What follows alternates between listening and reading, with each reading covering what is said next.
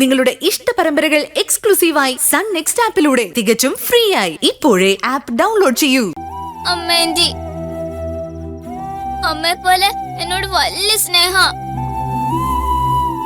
പക്ഷെ ഇപ്പൊ അമ്മേന്റെ കാണാൻ പോലും സമ്മതിക്കുന്നില്ല.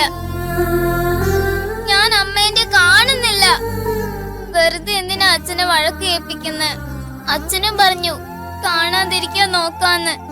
എന്നാലും എനിക്ക് സങ്കടം. അമ്മേ എപ്പോഴും എനിക്ക് കരയാൻ തോന്നുവാ.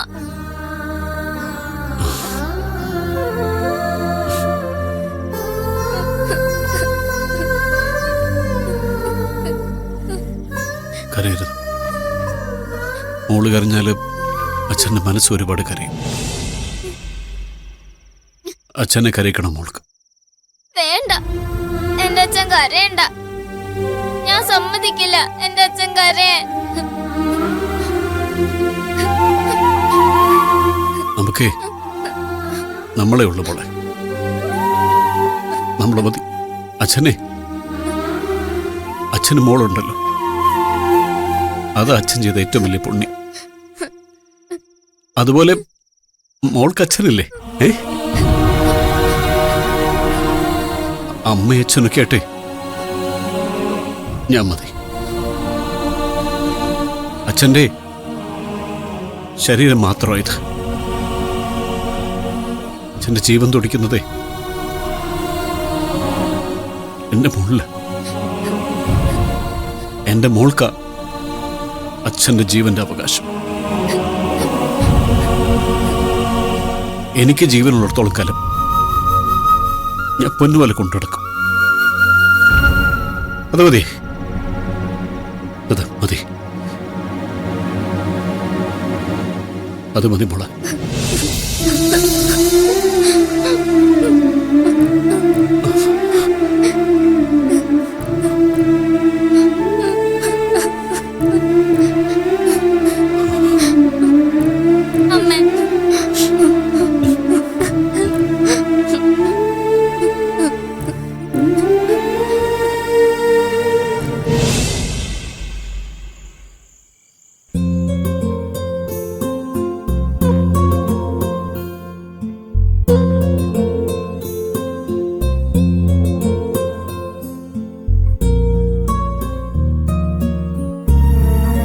അച്ഛൻ ബിസിയാണോ? ആ, കണക്കുകളൊക്കെ ഒന്ന് വെരിഫൈ ചെയ്യുക. നാളെ ഓഡിറ്ററെ ഒന്ന് കാണണം. ശരി അച്ഛാ. എന്താടാ? ഒന്നുമില്ല, അച്ഛൻ്റെ ജോലി നടക്കട്ടെ. ആ, ജോലിയൊക്കെ അവിടെ നിൽക്കട്ടെ. നീ എന്തോ പറയാൻ വന്നതല്ലേ? വാ, ഇവിടെ ഇരിക്ക. പറഞ്ഞിട്ട് പോയാ മതി. പറ, എന്താ കാര്യം? എനിക്ക് ഒരു സ്വസ്ഥതയും തരുന്നില്ല അച്ഛൻ എല്ലാവരും. അച്ഛൻ എന്നോട് വല്ലാത്തൊരു ദേഷ്യമുണ്ടോ? എന്തിന്? അച്ഛൻ ആഗ്രഹിച്ച വിവാഹമല്ലല്ലോ നടന്നത്. അത് കഴിഞ്ഞില്ലേ? കഴിഞ്ഞു പോയ കാര്യങ്ങള് ഇനി ഓർത്തിട്ട് എന്താ കാര്യം? രവിയുടെ മോളെ നീ കെട്ടണമെന്ന് മനസ്സിൽ എനിക്ക് ഒരുപാട് മോഹമുണ്ടായിരുന്നു. ആ മോഹത്തിനായി നിന്നെ നിർബന്ധിക്കുകയും ചെയ്തിരുന്നു, കഷ്ടപ്പെടുകയും ചെയ്തിരുന്നു. നടന്നില്ല. പിന്നെ ഞാൻ ആലോചിച്ചപ്പോ നിന്റെ ഇഷ്ടമാണ് പ്രധാനമെന്ന് എനിക്ക് തോന്നി. അച്ഛൻ്റെ മനസ്സിലത് കഴിഞ്ഞു കാണും. പക്ഷെ ഞാൻ പറഞ്ഞില്ലേ, എന്നെ സമാധാനത്തോടെ ജീവിക്കാൻ സമ്മതിക്കുന്നില്ല. അമ്മയും അഞ്ജിതയും എല്ലാവരും ദിയയുടെ പക്ഷത്ത്. അവളാണെങ്കിൽ ഏത് തരത്തിലെങ്കിലും എന്റെ കുടുംബജീവിതം തകർക്കാൻ വേണ്ടി കിണഞ്ഞു ശ്രമിച്ചുകൊണ്ടിരിക്കുക. മനസ്സിലായി. കുറച്ചൊക്കെ ഞാനും തിരിച്ചറിയുന്നുണ്ട്. അതൊന്നും കാര്യമാക്കണ്ട. ഇപ്പോഴത്തെ വാശി വൈരാഗ്യം ഒക്കെ തീരും. ആ പെൺകുച്ചിനെ വേറെ ആർക്കെങ്കിലും കെട്ടിച്ചു കൊടുക്കും. രവി അത് പല പ്രാവശ്യം എന്നോട് പറഞ്ഞതാ. അത് കഴിയുമ്പോ ഈ ബഹളങ്ങളൊക്കെ അവസാനിക്കും. അഞ്ജിതയുടെ കാര്യത്തിൽ നമുക്കൊരു തീരുമാനം എടുക്കണം. രാഹുലിന് വേണ്ടെങ്കിൽ വേണ്ട, നമുക്ക് ലീഗലായിട്ട് ഡിവോഴ്സ് വാങ്ങാം. എന്നിട്ട് മറ്റൊരു കല്യാണം ആലോചിച്ച് നടത്താം. അല്ലാതെ ഇവിടെ ഇങ്ങനെ നിൽക്കുമ്പോഴാ നിന്റെ കാര്യങ്ങളിൽ അനാവശ്യമായിട്ട് ഇടപെടുന്നത്. അതൊരു തരം ഫ്രസ്ട്രേഷനാ. കുടുംബജീവിതം ശിഥിലമായി പോയി കഴിഞ്ഞാൽ എല്ലാവർക്കും ഉണ്ടാവും ഇത്തരം ചില സ്വഭാവങ്ങൾ. വാസുദേവ, നേരാവണ്ണം നീ കാര്യങ്ങൾ സംസാരിച്ചതേ ഇപ്പോഴാ. അഞ്ജിത അവളുടെ ജീവിതം ഇല്ലാണ്ടാക്കി. ഇപ്പോ ഇവനെ ജീവിക്കാൻ സമ്മതിക്കുന്നുമില്ല. പ്രധാനമായിട്ടും അത് അസൂയാണ്. പിന്നെ നീ വേറെ എന്തൊക്കെയോ വാഗ്ദാനങ്ങൾ കൊടുത്തിട്ടുണ്ട്. കാശിനോട് പൊതുവെ കുറച്ച് ആർത്തി കൂടുതലാ അഞ്ജിതയ്ക്ക്. അത് ദീക്ക് ശരിക്കും അറിയാം. അതുകൊണ്ടാണ് എന്തോ സ്ഥാപനങ്ങൾ ഇട്ടുകൊടുക്കാന്നും പറഞ്ഞ് കൂടെ നിർത്തിയിരിക്കുന്നത്. അവക്കത് മനസ്സിലായിട്ടില്ല ഇത് കളിപ്പീരാണെന്ന്. ദിയ വല്ലാത്ത കുശാകര ബുദ്ധിയുള്ള പെണ്ണാണ്.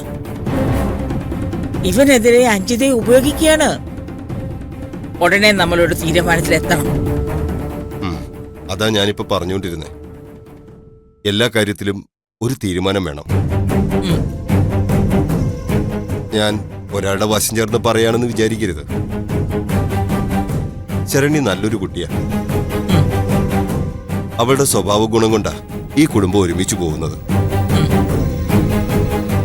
ഇല്ലെങ്കിൽ അവളൊരു വാക്ക് പറഞ്ഞാൽ മതി നന്ദനോട്, രണ്ടുപേർക്കും ഇവിടുന്ന് പോകാം, മാറി താമസിക്കാമെന്ന്. നന്ദൻ അതിന് സമ്മതിക്കുകയും ചെയ്യും. നേരെ അച്ഛാ, ഞാൻ ശരണ്യോട് പറഞ്ഞത് ഇവിടെ എല്ലാരും ചേർന്ന് അവളെ ഇങ്ങനെ ബുദ്ധിമുട്ടിക്കുകയാണെങ്കിൽ മാറി താമസിക്കാന്ന്. പക്ഷെ സമ്മതിച്ചില്ല. അവളായിട്ട് കുടുംബം രണ്ടായി പോകരുതെന്ന് പറഞ്ഞു. എന്നിട്ട് ഇതൊക്കെ അനുഭവിക്കുകയും ചെയ്യുന്നു. കുറച്ച് സ്വസ്ഥമായിട്ട് ഒന്ന് താമസിക്കാൻ വേണ്ടിയിട്ടാ മൂന്നാർ പോയത്. അവിടെ അന്വേഷിച്ചു വന്നു. ഇതൊക്കെ അമ്മയ്ക്കും അറിയാം. അതെ, രോഹിണിക്ക് കാര്യങ്ങളൊക്കെ അറിയാം. അവിടെ സപ്പോർട്ടില്ലാതെ ഒരിക്കലും അഞ്ജിത ഇങ്ങനെയൊന്നും ചെയ്യില്ല. ഇവിടെ മൂപ്പുസ്ഥാനം എനിക്കാണെങ്കിലും ഗൃഹനാഥനെ നീയാ. എല്ലാവരും ഒരുമിച്ച് കൊണ്ടു നടക്കേണ്ടത് നീയാണ്. തീരുമാനങ്ങൾ എടുക്കണം. അതിനി വൈകരുത്.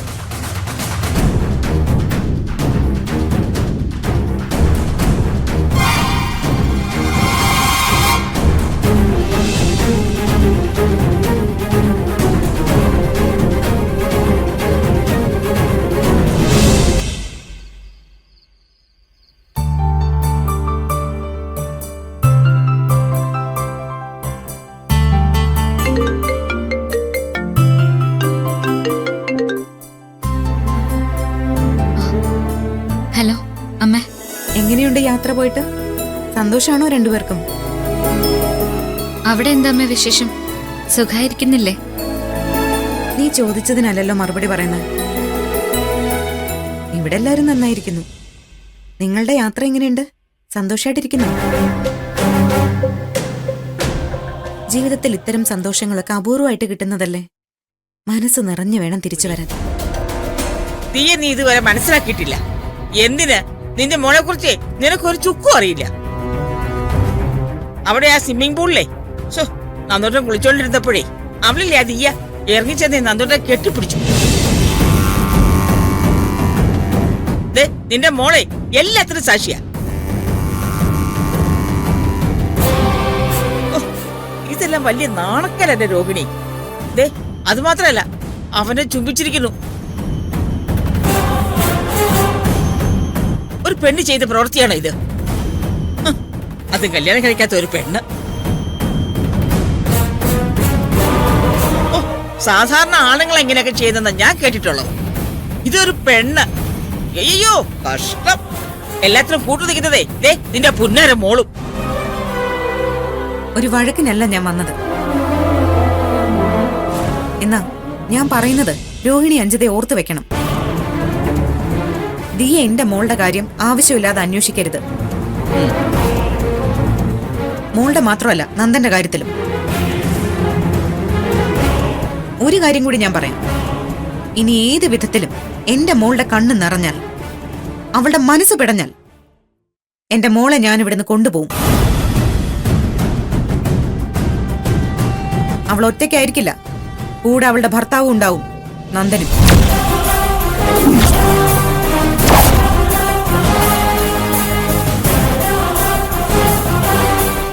രോഹിണിക്ക് ഞാൻ പലവട്ടം വാണിങ്ങി തന്നതാ, നിനക്ക് നിന്റെ മകനെ നഷ്ടപ്പെടുന്നു.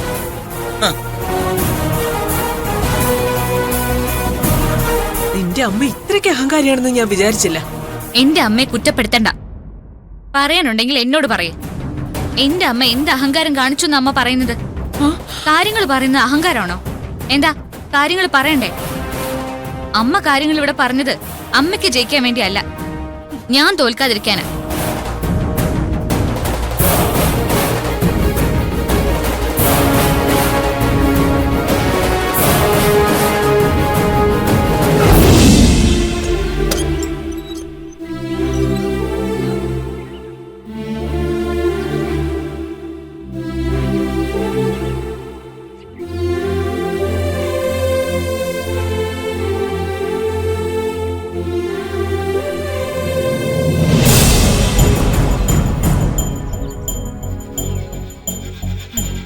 കുറെ നേരം ആയോ ഈ നിപ്പ് തുടങ്ങിയിട്ട്? എന്താ കാര്യം? നന്ദിതയെ ഇതുവരെ കണ്ടില്ലല്ലോ. ആകെ ഒരു പരിഭ്രമം. നന്ദന്റെ വീട്ടിലേക്കല്ലേ പോയിരിക്കുന്നേ.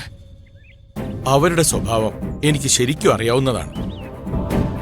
ഒറ്റയ്ക്ക് പോകണ്ട, ഞാനും കൂടെ വരാന്ന് പറഞ്ഞതാ, സമ്മതിച്ചില്ല.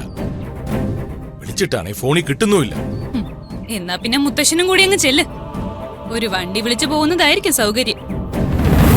അതെന്താ നീ അങ്ങനെ പറഞ്ഞത്? നന്ദന്റെ വീട്ടിലേക്ക് മോൾക്ക് വക്കാലത്ത് പറയുന്നല്ലേ അമ്മ പോയിരിക്കുന്നത്. ആ പെണ്ണുങ്ങളുടെ മോളുടെ ആട്ടും തുപ്പും കൊണ്ട് ചിലപ്പോ ബോധം കെട്ട് വീണിട്ടുണ്ടാവും. ഒരു വണ്ടി വിളിച്ചോണ്ട് ചെന്ന് എടുത്തോണ്ടിങ്ങ് പോരാ. നീരജേ, പറയുന്നത് നിന്റെ അമ്മയെ കുറിച്ചാണ്. ആ ബോധം ഉണ്ടാവണം. വായി തോന്നിയത് എന്തും പറയാമെന്നാണോ? അല്ല, ഞാൻ പറയുന്നതിലാണോ കുറ്റം? സംഭവിക്കാൻ പോകുന്ന കാര്യങ്ങളെ കുറിച്ചാണ് ഞാൻ പറയുന്നത്. ആ വീട്ടിലേക്ക് കയറി ചെന്ന നന്ദന്റെ അമ്മയും പെങ്ങളും പൂത്താലെടുത്ത് സ്വീകരിക്കുന്നു വിചാരിച്ചോ? അല്ല, മുത്തശ്ശനുണ്ടോ അങ്ങനൊരു വിചാരം? അല്ലെങ്കിലും വലിയ സ്വീകരണമൊന്നും പ്രതീക്ഷിച്ചല്ല അവള് പോയത്. മക്കൾക്കൊരു സങ്കടം വരുമ്പോ അത് കാണാനുള്ള മനസ്സുണ്ട്, അതുകൊണ്ട് പോയതാ. അവിടെ ജീവിക്കാൻ അത്രയ്ക്ക് ബുദ്ധിമുട്ടാ ശരണിക്കെങ്കില് വേറെ വീടെടുത്ത് മാറാൻ പറയണം. അല്ലാതെ അവിടെ ചെന്ന് കോംപ്രമൈസ് ചെയ്യണോ? അങ്ങനെ ഒരാളുടെ ഔദാര്യത്തിന് ജീവിക്കേണ്ട കാര്യമില്ല. ഇവിടുന്ന് അങ്ങോട്ട് ചെന്ന് അവരെ താങ്ങി സംസാരിക്കേണ്ട കാര്യവുമില്ല. ചുമ്മാ ആവശ്യമില്ലാത്ത പണി. മുത്തശ്ശ, ഞാൻ എഴുതി വെച്ചു തരാം. നാണം കെടും. നാണം കെട്ടായിരിക്കും അമ്മ തിരിച്ചു വരുന്നത്. അത് പ്രതീക്ഷിച്ച് തന്നെ അവള് പോയത്. മക്കളെന്ന ചിന്തയല്ലാതെ മറ്റൊന്നും നന്ദിതയ്ക്കില്ല. അവളുടെ ജീവൻ തന്നെ മക്കളിലാണ്. അപ്പോ എത്ര നാണം കെടുത്തിയാലും ചെന്ന് അന്വേഷിച്ചെന്നിരിക്കും. അതൊന്നും ഇപ്പൊ നിനക്ക് മനസ്സിലാവില്ല. നാളെ നിനക്കൊരു കുടുംബം ഉണ്ടാവും, കുട്ടികളും ഉണ്ടാവും. ഒരമ്മയുടെ വേദന അപ്പോഴേ നിനക്ക് മനസ്സിലാവും. മനസ്സിലാവുന്നതൊക്കെ കൊള്ളാം. പക്ഷെ ജീവിതത്തിൽ ഏറ്റവും വലുത് ആത്മാഭിമാനമാണ്. അത് മോളെ കെട്ടിച്ച വീട്ടില് പണയം വെക്കാനുള്ളതല്ല. അവരെക്കാളും കാശിന്റെ കുറവുണ്ടായിരിക്കും നമുക്ക്. എന്നുവെച്ച് കുടുംബമഹിമ നോക്കിയാ നമ്മൾ അത്രയ്ക്ക് മോശക്കാരല്ലല്ലോ. അപ്പൊ അവിടെ ചെന്ന് താണു കേണ അപേക്ഷിക്കരുത്. എന്നാര് പറഞ്ഞു? അപേക്ഷിക്കാൻ പോയതാണെന്ന് നിന്നോട് ആര് പറഞ്ഞു?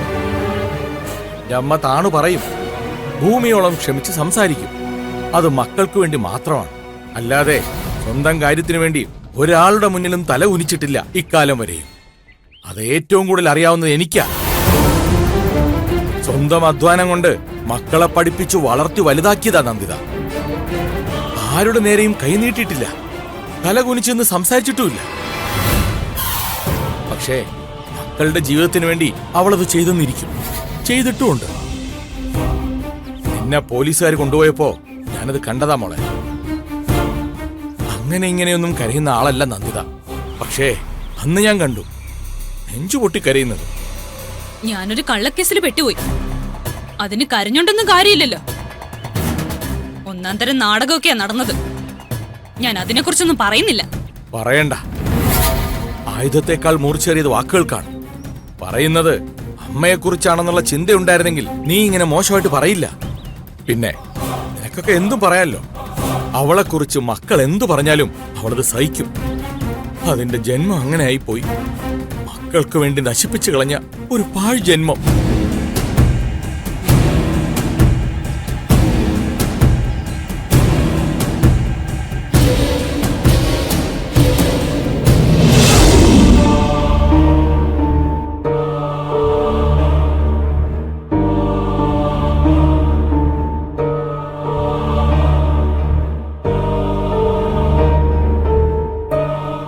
എന്താ നന്ദിതേ, ഇതുപോലത്തെ പ്രശ്നങ്ങൾ ഉണ്ടാകും. അതിനിങ്ങനെ വിഷമിച്ചിരുന്നിട്ട് എന്താ കാര്യം? ദേ, ശിവദാസ് സാർ എന്ന ഓഫറുകൾ അനാവശ്യമായ ചിന്തകൾ കൊണ്ട് കളയല്ലേ നീ? ശിവദാസ് സാർ തന്ന ഓഫറുകൾ നല്ലതാ, അത് കളയാൻ ഞാൻ ആഗ്രഹിക്കുന്നുമില്ല. ആ വലിയ കമ്പനിയുമായുള്ള ടൈപ്പ് അതെന്റെ ജീവിതത്തിലെ ഏറ്റവും വലിയ സ്വപ്നവുമാണ്. എന്നാ വിമലെ, എന്തിനാ ഞാനിങ്ങനെ തെറ്റിദ്ധരിക്കപ്പെടുന്നത്? ആരാ നിന്റെ തെറ്റിദ്ധരിച്ചത്? നീരജയോ? നന്ദിതേ, നിനക്ക് നിന്നെ അറിയില്ലേ? പിന്നെന്താ? നോക്ക്, ഇത്തരത്തിലുള്ള കാര്യങ്ങൾ മനസ്സിൽ വെച്ച് പെരുപ്പിക്കാതെ ബിസിനസ്സിൽ ശ്രദ്ധിക്ക്. അമ്മേന്റെക്ക് ഒത്തിരി കാശ് കിട്ടുമെന്ന് അച്ഛൻ പറഞ്ഞു. അപ്പൊ കൊറേ കാശ് കിട്ടപ്പോ അമ്മേന്റെ എനിക്ക് എന്ത് വാങ്ങിത്തരും? ഓ, വാങ്ങിച്ചു തരാം. വലിയൊരു ആന, നല്ല വലിയ കൊമ്പുകളുള്ള നീണ്ട തുമ്പിക്കൈയുള്ള വലിയൊരു ആന.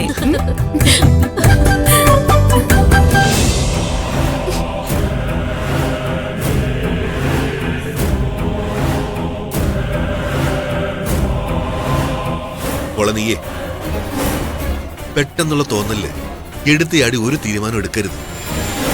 നിന്റെ അമ്മയെ പോലെ തന്നെ എനിക്കും ഇപ്പോ നീ എന്ത് ചെയ്യാൻ പോകുന്നു എന്നൊരു പേടി തോന്നി തുടങ്ങി. എന്നെ പേടിക്കേണ്ടത് അച്ഛനും അമ്മയും അല്ലല്ലോ, ശരണ്യല്ലേ? ഞാൻ പ്രതീക്ഷിച്ചതല്ല മോളെ നടന്നത്. ഞങ്ങൾ തമ്മിലുള്ള ബിസിനസ് പാർട്ണർഷിപ്പ് ഡീലിലേക്ക് അവൾ വന്ന് ചാടുമെന്ന് ഞാൻ ഒരിക്കലും പ്രതീക്ഷിച്ചില്ല. വക്കീലിന്റെ അധികാരത്തില് നിയമത്തിന്റെ പിൻബലം കാണിച്ചതാ അവള്. നിയമത്തിന്റെ പിൻബലം കിട്ടണമെങ്കിൽ നാവെടുത്ത് വാദിക്കണ്ടേ അവള്? അറിയ എനിക്കെതിരെ ഉയർത്താൻ നാവുണ്ടാവില്ല അവൾക്ക്. ഈ തോന്നലൊക്കെ നിനക്കുണ്ടാവൂന്ന് ഊഹിച്ച് തന്നെയാ ഞാൻ പറഞ്ഞത്. പെട്ടെന്നുള്ള വികാരത്തിൽ ഒരു തീരുമാനം എടുക്കണ്ടെന്ന്. നമുക്ക് ആലോചിച്ചൊരു തീരുമാനത്തിലെത്താം. ആലോചിക്കാനൊന്നുമില്ല. ആദ്യം അവൾ എന്റെ ജീവിതം തട്ടിപ്പറിച്ചെടുത്തു. ഞാൻ മോഹിച്ച നന്ദനെ അവള് സ്വന്തമാക്കി. ഇപ്പൊ എനിക്ക് കിട്ടേണ്ട അധികാരങ്ങളും അവകാശങ്ങളും ഇല്ലാതാക്കാൻ ശ്രമിക്കുന്നു. അങ്ങനെ ആരെങ്കിലും ഇല്ലാതാക്കാൻ ശ്രമിച്ചാൽ ഇല്ലാതാവുന്നതല്ലോ അച്ഛന്റെ സ്വത്തുവകകൾ. എല്ലാം നിനക്കുള്ളതല്ലേ? അതെ, നമ്മുടെ സ്വത്തൊന്നും പോയില്ലല്ലോ. പിടിച്ചു പറിക്കാനും ആരും വന്നില്ല. മിണ്ടി പോരുത്. എന്റെ അച്ഛന്റെ ബിസിനസ്സില് ഓഫീസ് കാര്യങ്ങൾ നോക്കുന്ന പാർട്ട്ണർ ആവാനാ ഞാൻ പോയത്. ശരണ്യക്ക് എന്താ കാര്യം അതിൽ ഇടപെടാൻ? അത് അവളോട് ചോദിക്കണം. എന്റെ നാവ് കേട്ടിട്ട് എന്താ കാര്യം? അവളോട് ഞാൻ ചോദിക്കും, കണക്ക് തീർത്ത് ചോദിക്കും. ഇനി അത് നാവ് കൊണ്ടൊന്നുമല്ല, നാവ് അരിഞ്ഞുകൊണ്ട് കൊടുക്കും ഞാൻ അവൾക്ക് കൊട്ടേഷൻ. കയ്യും കാലും നാവും അരിഞ്ഞു വീഴ്ത്താൻ കയ്യുക്കുള്ളവന് കൊട്ടേഷൻ കൊടുക്കും ഞാൻ. അതും നടന്നില്ലെങ്കിൽ അമ്മ നോക്കിക്കോ, കൈക്കോടാലിക്ക് വെട്ടി അരിയും ഞാൻ അവളെ. രവിയേട്ടാ, ഇതെന്തൊക്കെ ഈ പെണ്ണ് പറയുന്നേ? ഭ്രാന്ത്. മുൻപ് അമ്മ എന്നോട് ചോദിച്ചിട്ടില്ലേ എനിക്ക് ഭ്രാന്താണോന്ന്? അതെ, ശരണ്യയുടെ കാര്യത്തില് അവളെ കുറിച്ച് ചിന്തിക്കുമ്പോ മുതൽ എനിക്ക് മുഴുവൻ ഭ്രാന്താ. ഇത്രയും കാലം അവളെ ജീവിക്കാൻ വിട്ടതാ എന്റെ തെറ്റ്. കൊല്ലും ഞാൻ അവളെ. നിവർത്തി കേട്ടാ കൊന്ന് കൊല വിളിക്കും ഞാൻ.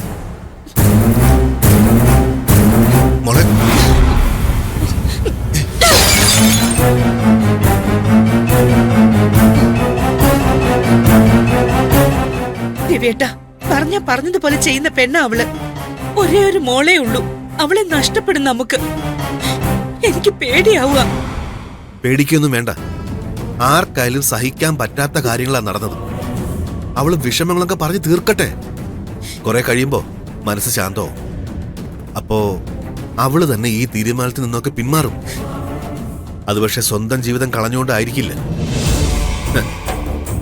അത്രയ്ക്ക് ബുദ്ധിയില്ലാത്ത പെണ്ണല്ല നമ്മുടെ മോള്. പക്ഷേ ശരണ്യയുടെ ജീവിതം ഇല്ലാതാക്കും.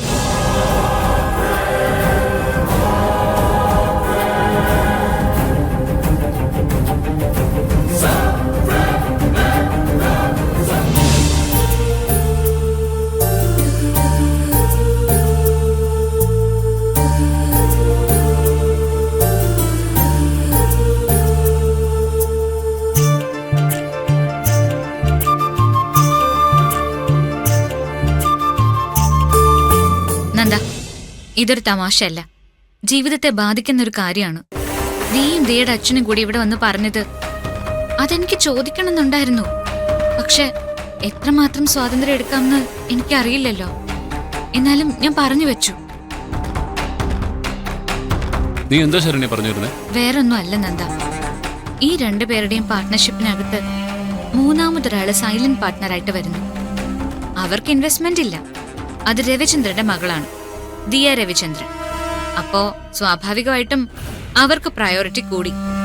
ഇവിടെ അച്ഛൻ ഒറ്റയ്ക്കേ ഉള്ളൂ. നാളെ ഈ ഉണ്ടാക്കി വെച്ച മുതൽ മുഴുവൻ കൈക്കലാക്കാനുള്ള സാധ്യത രവിചന്ദ്രന്റെ ഭാഗത്തുനിന്നും കാണുന്നുണ്ട്. അതിന് വഴിമരുന്ന് ഇട്ട് വെച്ചത് ദിയ തന്നെ ആയിരിക്കണം. സി നന്ദ, ഇത് ഓട്ടോമാറ്റിക്കലി 3 പാർട്ട്ണർഷിപ്പായിട്ട് പോവും. അതായത് മേജർ ക്യാപിറ്റൽ ഫണ്ട് അവരുടേതായിട്ട് മാറും. ഞാൻ പറയുന്നത് വല്ലതും കേൾക്കുന്നുണ്ടോ? കേൾക്കാം. അച്ഛൻ തീരുമാനിച്ച എനിക്ക് എന്ത് ചെയ്യാൻ കഴിയും? എന്തെങ്കിലുമൊക്കെ ചെയ്യണം നന്ദ. വേറൊന്നുമല്ല, നമ്മളിവിടെ ഒച്ചപ്പാടുണ്ടാക്കും, വഴക്കുണ്ടാക്കും. ചിലപ്പോ എന്നെ ഇഷ്ടമല്ലായിരിക്കും. പക്ഷെ ഇത് നമ്മുടെ സ്വത്താ. നന്ദന്റെ അച്ഛൻ എന്തുണ്ടാക്കിയാലും അത് നന്ദനും അഞ്ജിതയ്ക്കുള്ളതല്ലേ. ഇനി എന്നോടുള്ള ഇഷ്ടക്കുറവ് കൊണ്ട് നന്ദനൊന്നും തന്നില്ലെന്നിരിക്കും. വേണ്ട, നമുക്കതൊന്നും ആഗ്രഹമില്ല. അഞ്ജിതയ്ക്കെങ്കിലും കിട്ടുമല്ലോ. നമ്മുടെ കയ്യിൽ നിന്ന് മറ്റൊരാൾ തട്ടിപ്പറിക്കുന്നത് എന്തിനാ നന്ദ? കഷ്ടപ്പെട്ടുണ്ടാക്കുന്ന ഓരോ രൂപയ്ക്കും അതിൻ്റെതായ വാല്യൂ ഉണ്ട്, മൂല്യമുണ്ട്. അത് കളയരുത്. നമുക്ക് വേണ്ടെന്നേ. ഞാൻ പറഞ്ഞില്ലേ, സ്വന്തമായിട്ട് വരുമാനം ഉണ്ടാക്കാൻ നന്ദന് കഴിയും. നന്ദ, ഈ പ്രാക്ടീസ് കഴിഞ്ഞാൽ ഇൻഡിപെൻഡന്റ് ആയിട്ടൊരു ഓഫീസ് ഇട്ടാൽ എനിക്കും കിട്ടും എന്തെങ്കിലും. വക്കീലെന്ന് പറയുന്നത് വലിയ സംഭവമായിട്ടല്ല ഞാൻ പറയുന്നത്.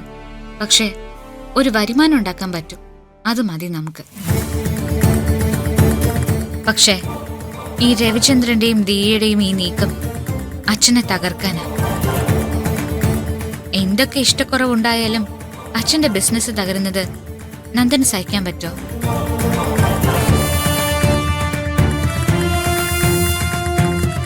അച്ഛനെന്നല്ല, കുടുംബത്തിൽ എല്ലാരും നന്നായിരിക്കണമെന്നല്ലേ നമ്മൾ ആഗ്രഹിക്കുന്നത്. That's it. ആ ആറ്റിറ്റ്യൂഡാണ് വേണ്ടത്. അങ്ങനെയാണെങ്കിൽ അച്ഛന്റെ ബിസിനസ് നന്നായിട്ട് പോട്ടെ, എല്ലാരും നന്നായിട്ടിരിക്കണം. Excuse me.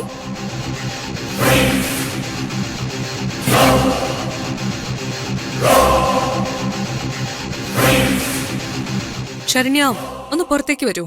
എനിക്കൊരു കാര്യം സംസാരിക്കാനുണ്ട്. അതിന് പുറത്തേക്ക് വരുന്ന എന്തിനാ? ഇവിടെ നിന്ന് സംസാരിച്ചാ പോരെ? വെറുതെ സംസാരിക്കാൻ വന്നതല്ല ഞാൻ. എനിക്കൊരു സീരിയസ് മാറ്റർ സംസാരിക്കാനുണ്ട്. എനിക്ക് പറയാനുള്ളത് കേട്ടിട്ട് എന്താ വേണ്ടെന്ന് തീരുമാനിക്കാം. ഇതല്ലേ പറഞ്ഞ കക്ഷി? അതെ, രവിചന്ദ്രന്റെ മകൾ ദിയ. എന്തായാലും ചെല്ല്. എന്താ കാര്യമെന്നറിയാലോ. ഒരു ഭീഷണിക്ക് വഴങ്ങണ്ട. ഇവിടെ നിയമവും കോടതിയൊക്കെ ഉള്ളതാണല്ലോ.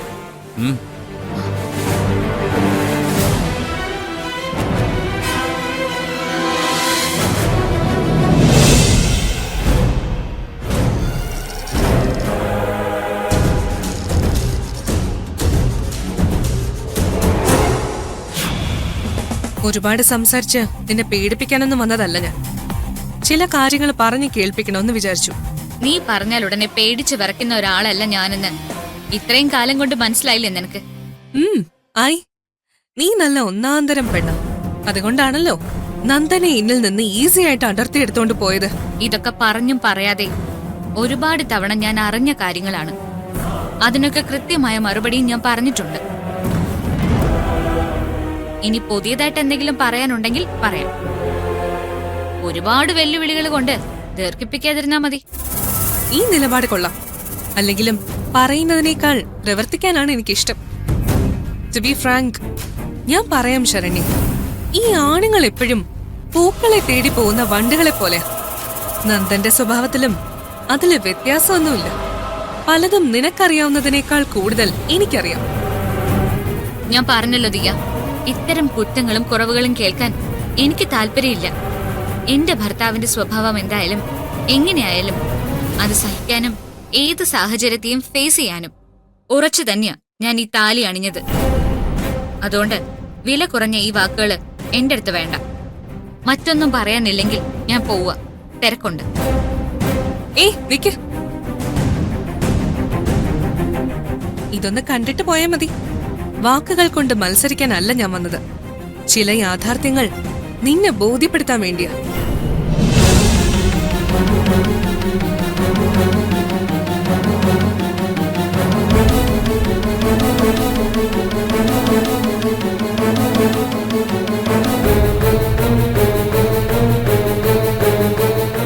ആദ്യമേ ഞാൻ പറഞ്ഞതല്ലേ നീ പേടിക്കണ്ടെന്ന്.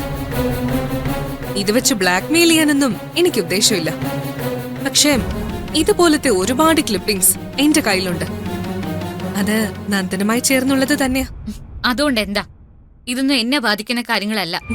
പക്ഷേ എന്നെ ബാധിക്കുന്ന കാര്യങ്ങളാണ് ശരണ്യെ.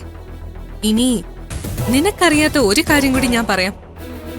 ഈ വീഡിയോ ഷൂട്ട് ചെയ്തത് ഞാൻ നന്ദനോട് പറഞ്ഞിട്ടുണ്ട്, കാണിച്ചു കൊടുത്തിട്ടുമുണ്ട്. നന്ദൻ നിന്നോട് പറഞ്ഞിട്ടുണ്ടാവില്ല അല്ലേ? എനിക്കറിയാം, പറഞ്ഞിട്ടുണ്ടാവില്ല. അങ്ങനെ പറയാത്ത എത്രയോ കാര്യങ്ങള് നന്ദൻ മനസ്സിൽ ഒളിപ്പിച്ചു വെച്ചിരിക്കുന്നു. എന്തെങ്കിലും ഒളിപ്പിച്ചു വെച്ചിട്ടുണ്ടെങ്കിൽ തന്നെ അത് ചികഞ്ഞു നോക്കാനൊന്നും എനിക്ക് ഉദ്ദേശമില്ല. അതുകൊണ്ട് അനാവശ്യമായിട്ട് എന്റെ ജീവിതത്തിലേക്ക് കടന്നു കയറി വരണ്ട. അങ്ങനെ പറയരുത് ശരണ്യെ. ദാ ഈ നിമിഷം വരെ എന്റെ ജീവിതത്തിലേക്ക് കടന്നു കയറിയത് നീയാണ്. ഞാൻ ഇഷ്ടപ്പെട്ട നന്ദനെ നീ സ്വന്തമാക്കി. അത് ഞാനിപ്പോ അങ്ങ് സഹിക്കുക. പക്ഷേ എന്റെ അച്ഛന്റെ പാർട്ട്ണർഷിപ്പിൽ നീ കയറി തടയിട്ടു. ഒരാവശ്യമില്ലാത്ത കാര്യം അത്. ഇനി അത് ആവർത്തിക്കരുത്. ചുമ്മാ ഈ വീഡിയോ ക്ലിപ്പിംഗ്സ് ഒക്കെ വൈറലാക്കാൻ നിർബന്ധിക്കരുത്. അറിയാലോ, എനിക്കൊന്നും നഷ്ടപ്പെടാനില്ല. അതുപോലെ അല്ല നീ. പ്രൊഫഷൻ, ഫാമിലി, അങ്ങനെ ഒരുപാട് കമ്മിറ്റ്മെന്റ്സ് ഉണ്ട് നിനക്ക്. എന്നോട് മത്സരിച്ച് വെറുതെ ജീവിതം പാഴാക്കല്ലേ പെണ്ണെ. നീ ഓർത്തു വെച്ചോ, അന്തം വിട്ടാ എന്തും ചെയ്യുന്നൊരു സ്വഭാവം ഉണ്ട് എനിക്ക്.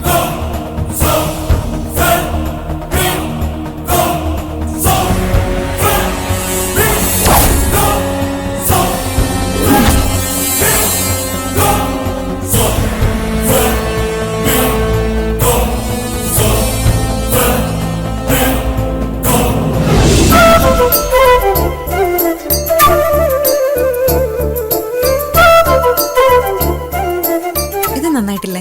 എംബ്രോയിഡറിയും ഡിസൈൻസും ഒക്കെ വരുമ്പോ പുറത്തേക്ക് നന്നായിരിക്കും. ഞാനൊരു അഭിപ്രായം പറയുന്നില്ല. ഒക്കെ നന്ദയുടെ ഇഷ്ടത്തിനെടുത്തുള്ളൂ. അങ്ങനെ എന്റെ ഇഷ്ടം തന്നെ നോക്കണ്ട, നിന്റെ അഭിപ്രായം പറയും.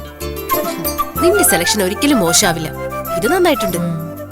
പിന്നെ കുറച്ചുകൂടെ പ്രായമായ ആൾക്കാർക്ക് ഉപയോഗിക്കാൻ പറ്റിയ ഡ്രസ്സൊക്കെ ഒന്നെടുത്താൽ കൊള്ളാം. എനിക്ക് ഫ്രോക്ക് വാങ്ങി തരണം. അതെ, മോള് വന്നേ, നമുക്ക് ഫ്രോക്കിന്റെ സെക്ഷനിലേക്ക് പോയാലോ? ഞങ്ങളിപ്പോ വരാമേ. അതൊന്നെടുക്കാമോ?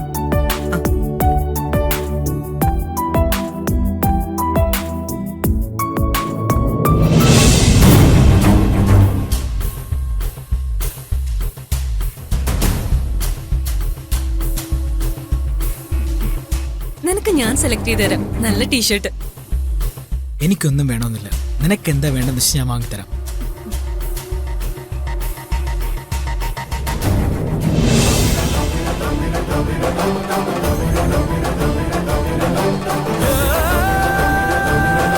എന്താ നിരച്ച? അമ്മ,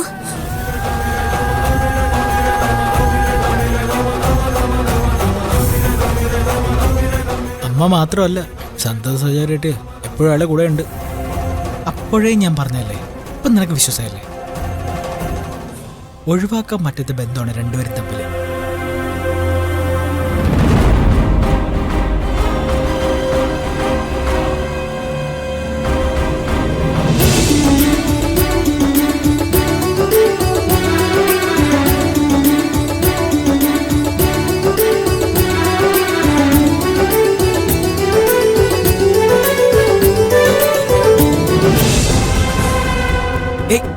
നീരജ, നീരജ നിക്ക്, ഞാനൊന്ന് പറയട്ടെ.